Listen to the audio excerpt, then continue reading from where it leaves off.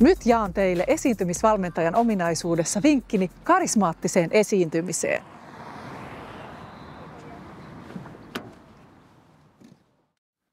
Tänään puhutaan siitä, miten sinä voit sytyttää yleisön karismallasi. Oli se sitten kameran edessä, lavalla tai vaikkapa verkkokurssin äärellä. Kaikki lähtee yhdestä yksinkertaisesta, mutta tärkeästä asiasta. Sinun omasta innostuksestasi. Kun sytyt itse, saat muutkin syttymään. Mutta mistä se syttyminen syntyy? Vastaus on lähempänä kuin arvaatkaan. Sinusta itsestäsi. Etsi aiheesta jotain henkilökohtaista. Jotain, mikä koskettaa juuri sinua. Ehkä aihe muistuttaa sinua jostain lapsuuden muistosta, elämäsi käännekohdasta tai intohimosta, jota et ole hetkien päästänyt pintaan. Tänään käymme läpi käytännön vinkkejä siihen, miten tuo sisäinen liekki sytytetään ja miten tuo sisäinen liekkisi, karismaattisuutesi, valaisee koko yleisön. Jos haluat sytyttää yleisön, on yksi asia yli muiden. Syty itse ensin. Ihmiset eivät syty tiedosta, he syttyvät tunteesta. Ja tunne syntyy silloin, kun aihe merkitsee sinulle oikeasti jotain. Kun sinä elät sitä, hengität sitä, kannat sitä mukanasi. Kun katsoja näkee, että tämä aihe liikuttaa sinua, hän pysähtyy. Mutta miten sinä löydät sen kipinän? Miten sytyt itse? Aloita kysymällä itseltäsi, mikä tässä aiheessa on henkilökohtaista minulle. Ehkä se muistuttaa sinua jostain hetkestä, jota et koskaan unohda.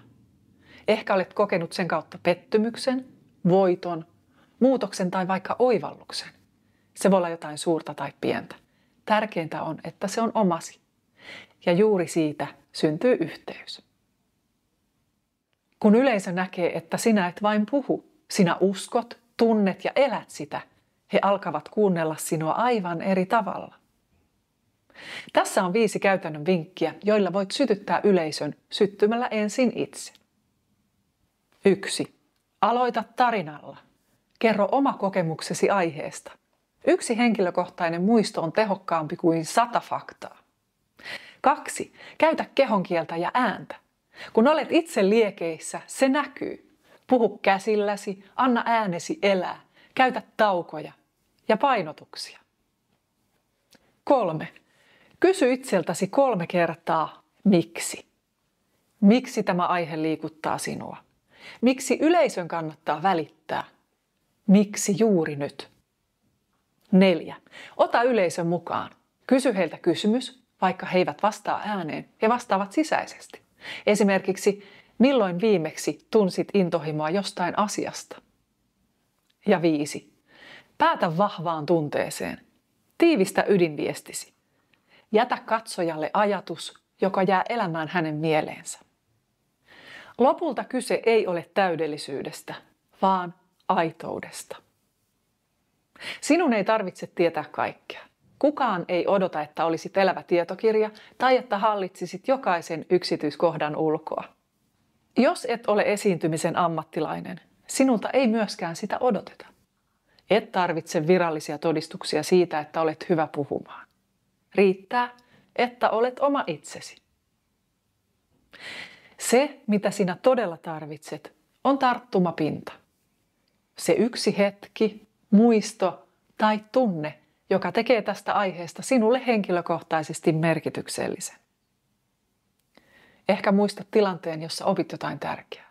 Ehkä koit epäonnistumisen, joka kasvatti. Tai hetken, joka sai sinut innostumaan ja vieläkin sytyttää, kun ajattelet sitä. Puhutaan nyt yhteydessä yleisöön. Katsoja on mukana, kun löydät sen ja kun uskallat näyttää sen sellaisena kuin se on, ilman kiillotusta. Silloin syntyy aito yhteys. Silloin et enää puhu vain asiasta. Silloin sinä kerrot tarinaa, joka on sinun ja samalla monen muun. Yleisö syttyy, koska sinä sytyt ensin. Tunne tarttuu paremmin kuin tieto. Aitous jää mieleen pidemmäksi aikaa kuin suoritus. Ja ihmisyys, juuri se epätäydellinen, rehellinen ihmisyys, on aina se, mihin me haluamme samaistua.